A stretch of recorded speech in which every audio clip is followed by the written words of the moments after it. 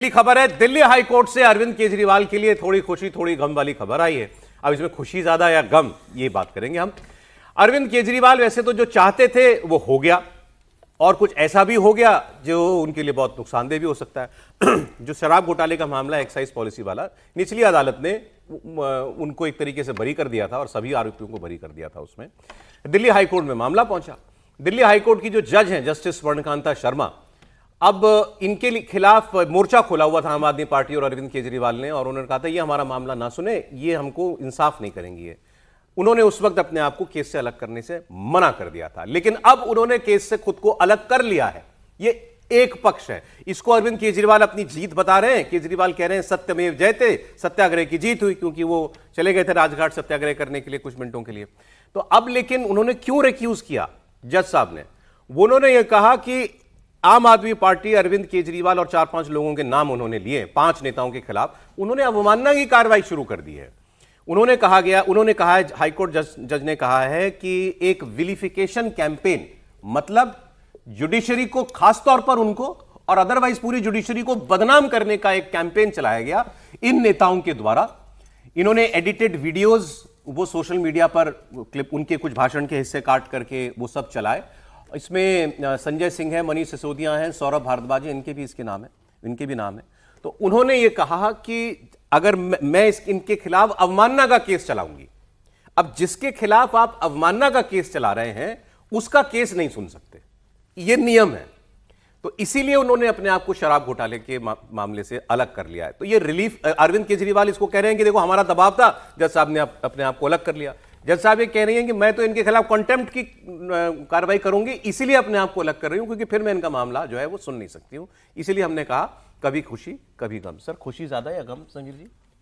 देखिए, मुझे लगता है कि अरविंद केजरीवाल भले ही अपने आप को खुशी महसूस कर रहे हो, लेकिन आने वाले दिनों में उन्हें गम ज़्यादा मिलने वाला है। स्वर्णकांता जी ने जिस तरीके से इस बात का जिक्र किया है कि मेरी निजी प्रतिष्ठा को जिस तरीके से धूमिल करने का एक मतलब इंटेंशनली जिस तरीके से उनको लेकर जिस तरीके से एक पूरा प्रचार अभियान सोशल मीडिया पर आम आदमी पार्टी के नेताओं ने चलाया, उन्होंने कहा इसका ये अवमानना है और इसके ऊपर मैं पूरी जांच करूंगी। तो मुझे लगता है कि अरविंद केजरीवाल को यह लग रहा होगा कि भैया वो बच गया, ठीक है, दूसरे जज के पास चलेगी, दूसरी बेंच उसकी जांच करेगी, जो सच्चाई होगी तो दूसरी बेंच के पास भी सामने आएगी। लेकिन जिस तरीके से आपने एक अपने स्वार्थ के लिए, अपने आप को बचने के लिए जिस तरीके से जज के ऊपर आपने, क्योंकि जज तो सोशल मीडिया पर कुछ कह नहीं सकता, जज के साथ रिस्ट्रिक्शंस होते हैं, आपने अपने पूरे प्रचार तंत्र का इस्तेमाल किया, आपने अपने पार्टी का इस्तेमाल किया, अपने ट्विटर और सोशल मीडिया हैंडल का इस्तेमाल करके एक जज की छवि को खराब करने का, प्रतिष्ठा ढुमिल करने का जो काम किया है, मुझे लग रहा है बहुत शर्मनाक है और निंदनीय है। अरविंद केजरीवाल, शराब घोटाले का मामला दूसरा जज सुनेगा, वो तो ठीक हो गया, लेकिन ये कंटेम्प्ट का केस कितनी बड़ी बहुत मजबूत है। और जज ने कहा है कि जिस तरीके से मेरे जो बनारस में दिए गए भाषण और तमाम प्लेटफॉर्म पर दिए गए स्पीच को जिस तरीके से तोड़फोड़ करके उसके अंदर आपने इस्तेमाल किया, उसको भ्रामक तरीके से इस्तेमाल किया है, उस मामले को मैं आगे लेकर जाऊंगी। और मुझे लगता है निश्चित रूप से जब वो सुनेंगी तो वो इस बात को जानते हैं कि किस तरीके से आम आदमी पार्टी के नेताओं ने उनकी छवि को खराब करने की कोशिश की है।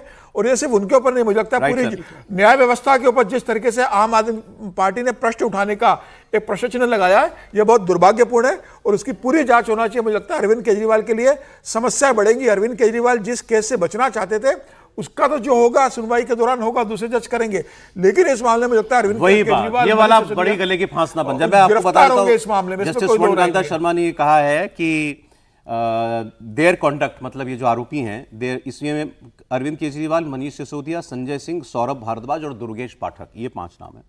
उन्होंने कहा their conduct fell within the scope of criminal contempt. बिल्कुल।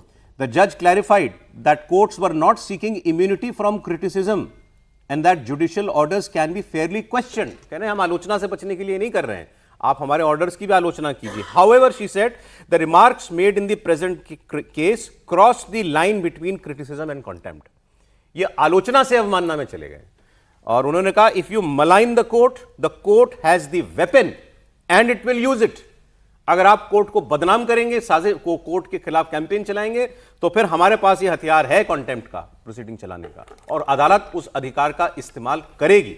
ये जो बात है वो उन्होंने कही। त्रिपाठी जी इसमें बताएं जरा, मैं वही बात सुनना चाह रहा हूं, जानना चाह रहा हूं, कौन सी बड़ी रिलीफ बड़ा है या मुसीबत बड़ी है केजरीवाल? नहीं, मुसीबत बड़ी है। ओके, क्योंकि जो मामला है उस पर तो फैक्ट्स एविडेंसेस पर बात होगी, कंटेम्प्ट पर जब बात होगी वो इंटेंशन पर बात होगी।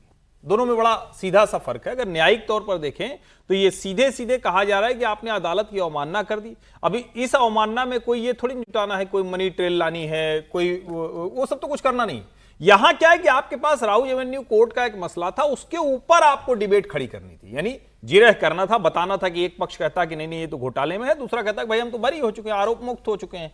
यहां मामला फंसता दिख रहा है। और अगर जस्टिस स्वर्णकांता शर्मा ने खुद को रिक्यूज किया और वो कह रहे हैं कि कंटेम्प्ट सुनेंगी, तो इसका सीधा सा मतलब यह है कि उनकी नजर में उन्होंने जो कुछ भी अब तक देखा होगा, जो बातचीत की होगी, उसमें वो अवमानना के दायरे में ये लोग आते हैं। और सचमुच जिस तरह से किया था वो अवमानना जैसा ही है, उसमें कोई और इसकी